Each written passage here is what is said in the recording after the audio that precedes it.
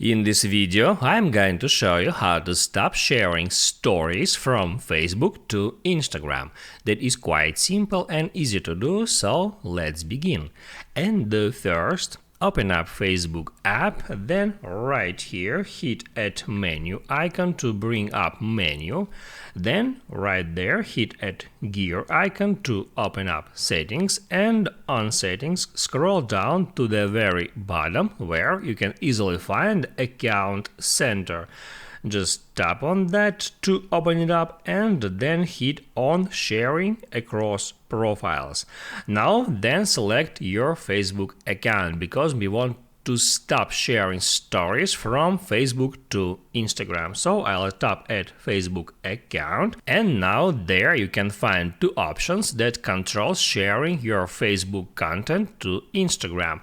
The first option controls sharing stories and the second one controls sharing posts.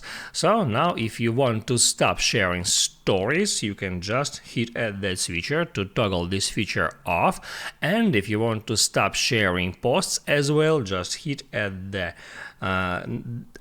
switcher to toggle this feature off. I hope it helps you guys, so don't forget to like and subscribe.